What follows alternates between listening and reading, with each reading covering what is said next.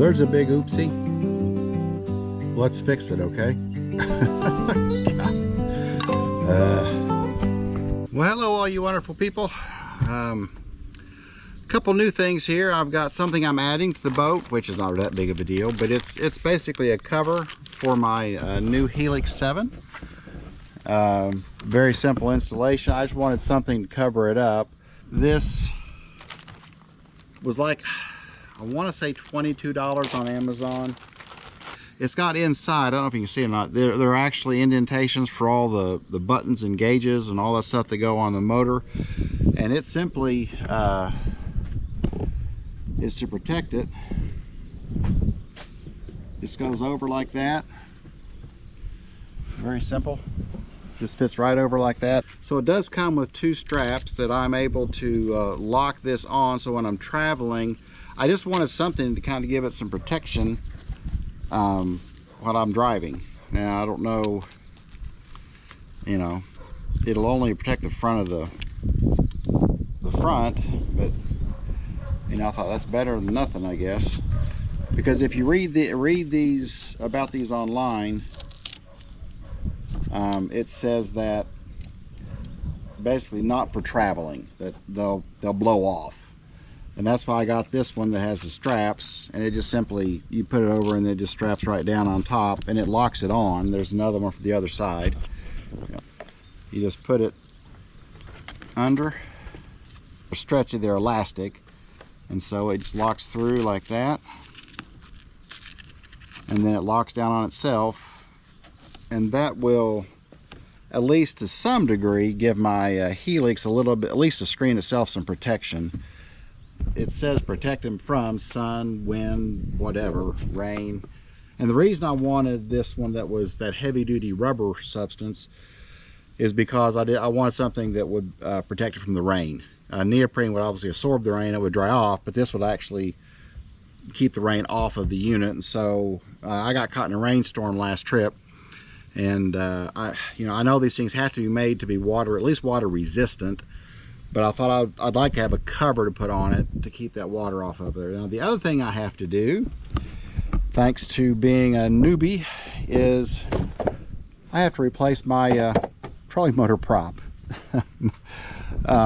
If you can see where I live, and I'll walk out here, I have to, this is my street, and when I'm bringing the boat home, I have to get it parked back here. So I've got to back in and out and in and out until I finally get it lined up so I can get it put in the spot where I want it, right there against, there's a, not even, well, maybe a foot tall wall that I'll park the boat beside there. So to get it straight and in that spot, at least for me, is usually a 10 or 15 minute process. Now the first time I did it, it was a 45-minute process, so I've gotten much better, but that's what I have to do. So this last time in, when I was backing into my driveway, I jackknifed it so bad that here's what I did. That'll show up, there's a dent in the back of my truck, and I heard something kind of like break, but I don't know what it was. So I dented my truck right here, and the way I dented it was with my trolling motor blade right here. Only it's this one that's broken off. So it's about a not quite $40 mistake I made, and now I've got to replace the prop. So I have a new prop to replace it with. I did watch a video, of course, and that's what I always do. I did watch a video.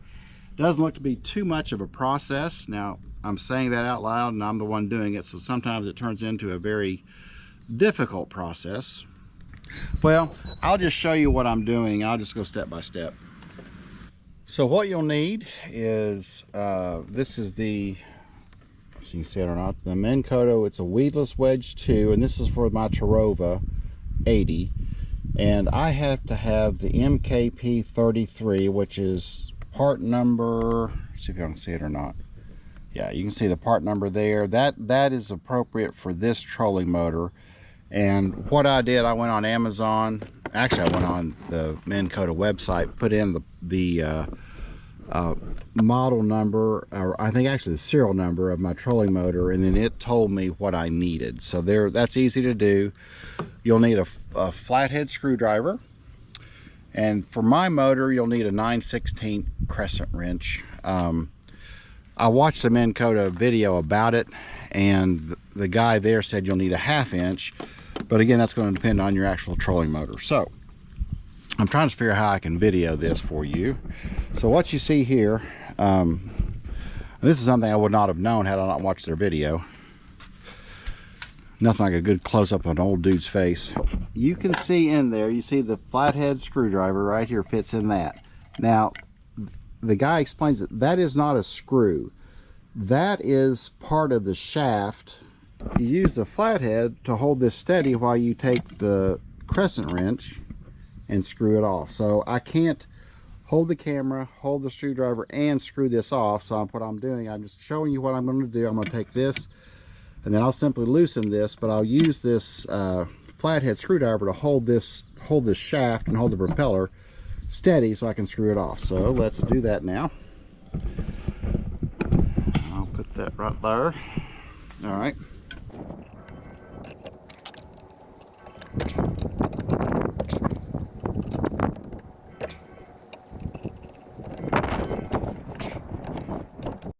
And I'm reminding myself, righty tighty, lefty loosey. This is not easy.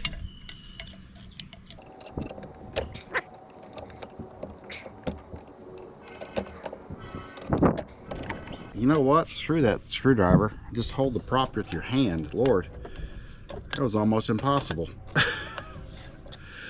So which tells me that the guy that was doing this online basically already had this thing loose, because I could not get that to do anything. So I'm just holding the prop with my hand. Like, duh, I know probably some of you are probably going, hold the prop with your hand. That screwdriver thing was difficult. So just hold the prop with your hand, that'll work.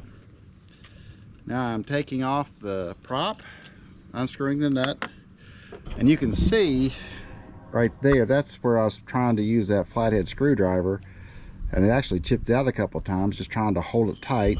There's a washer you need to take out. So I will take out that washer, and then I'll use the flathead screwdriver for that, I suppose.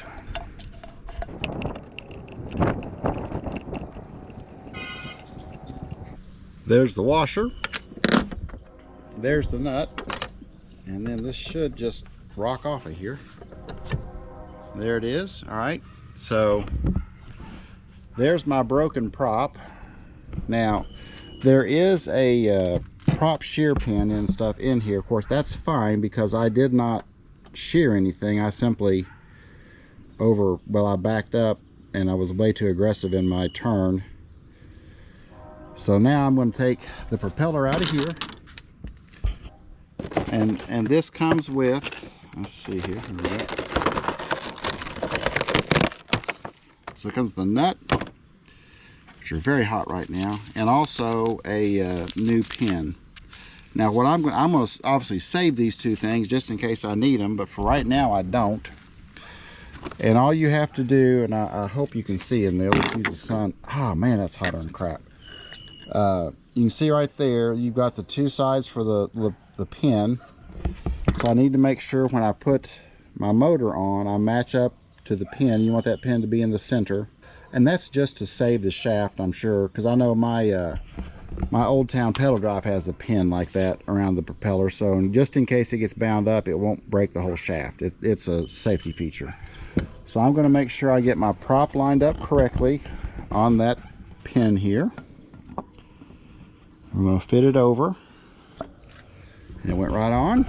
So now I'm on there. I'm going to tighten down the nut, and it is a locking nut, so you'll see there's the end of thread on, and then there's this end right here which has the locking part of it.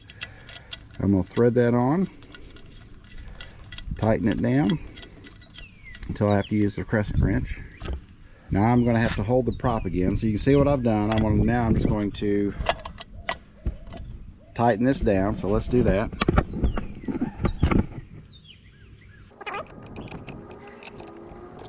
I've got it tightened down, and what they said to do is to do a quarter turn So I basically want to turn it to the bottom, and that will be the appropriate amount of torque. So a quarter turn down, and there you go. Now if you have a torque wrench, I think he said to set the torque wrench at 39 pounds. I'm not exactly positive on that, but that should be good. And now there you go, I've got my new propeller on. I was kind of afraid where I may have bent that a little bit, but I don't think it's too bad. So we'll get that on the water, see what it does. But it's not a hard process, but just something, you know, I gotta learn how to do all this stuff. So if you like this kind of content and you don't mind to hear an old man babble a lot, I'll just say thank you for watching, and I will catch you in the next video.